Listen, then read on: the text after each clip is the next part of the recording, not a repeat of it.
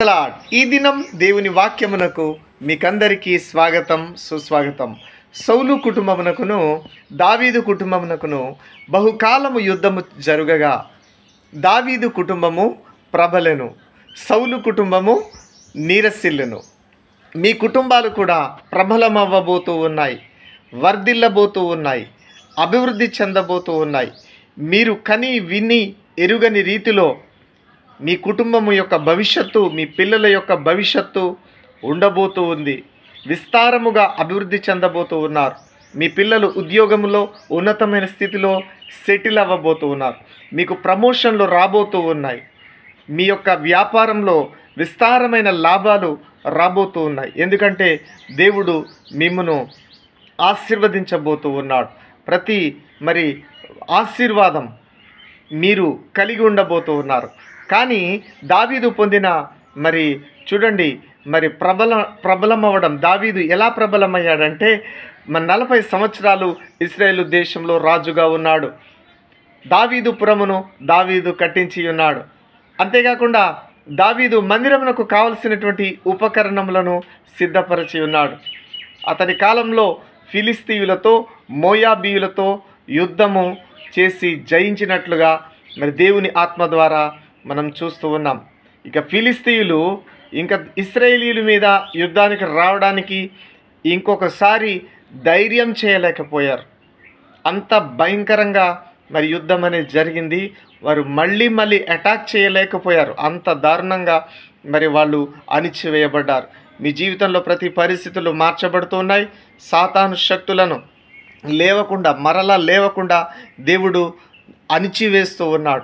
సౌలు కుటుంబం ఎందుకు నీరసిల్లిందో తెలుసా? దేవుడు సౌలుకి ఇచ్చింది రాజరికపు అభిషేకం. సౌలు రాజరికాన్ని విడిచిపెట్టి, రాజరికపు అభిషేకాన్ని విడిచిపెట్టి ఒక ప్రవక్త, ఒక యాజకుడు చేయాల్సినటువంటి బలిని తన సొంత నిర్ణయంతో ఇచ్చినట్లుగా మనం చూస్తూ ఉన్నాం. అందువల్ల దేవుడు సమూయేలు ప్రవక్త ద్వారా ఈ రాజు అనే రాజరికపు సింహాసనం నీ కుటుంబంలో ఇక నీతోనే చివరిసారి, ఇంకా ఎవరు కూడా నీ కుటుంబంలో రాజుగా ఉండడానికి తరతరములు స్థిరపరచబడరు అని దేవుడు మాట్లాడి ఉన్నాడు. దేవుడు యుద్ధం చేయమంటే వెళ్ళి అక్కడున్న ఆస్తులు, పశువులు తెచ్చుకొని ఉన్నాడు. దేవుని ఆజ్ఞను పాటించిన వాడిగా సౌలు మారిపోయాడు. అంతేకాకుండా దేవుడు ఎన్నుకున్నటువంటి దావీదును తరిమినట్లుగా మనం చూస్తూ ఉన్నాం.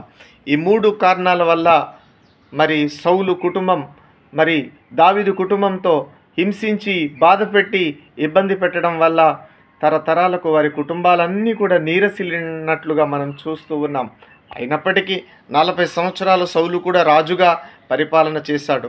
కానీ ఆ తర్వాత సౌలు కుటుంబంలో రాజులు ఉండాలి. కానీ వారు పతనమవడానికి కారణం రాజరికపు అభిషేకాన్ని విడిచిపెట్టి ప్రవక్తలు, సేవకులు చేయాల్సిన పనులు చేశారు. దేవుని ఆజ్ఞలు పాటించకపోవడం, దేవుని పిల్లల మీద దాడులు చేయడం దావీదు మీద. కాబట్టి అటువంటి సింహాసనం అనేది సౌలు కుటుంబీకులలో ఎవరికి స్థిరపరచబడలేదు.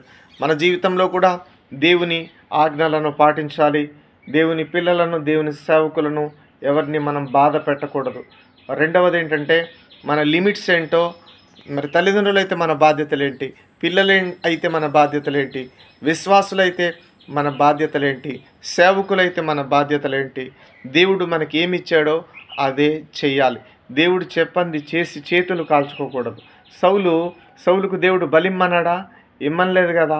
తనకిచ్చిన అభిషేకంతో రాజుగా చేయాలి. కానీ చూడండి, యాజకుడు చేయాల్సినటువంటి బలి ఇష్టం వచ్చినట్టు అర్పించినందువల్ల, దేవుని ఆజ్ఞను ధిక్కరించినందువల్ల సింహాసనాన్ని కోల్పోయాడు.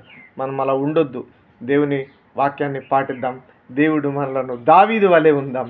దావీదు వలె ఆయన ఆశీర్వాదము, ఆయన కృప మనకు స్థిరపరచబడును గాక. ఆమేన్. ఈ యూట్యూబ్ ఛానల్ని మీరందరూ సబ్స్క్రైబ్ చేయండి. ఇంకా లైక్ చేయకపోతే లైక్ చేయండి. అనేకులకు ఈ వాక్యం వెళ్ళాలి. దేవుడు మిమ్మల్ని ఆశీర్వదించును గాక.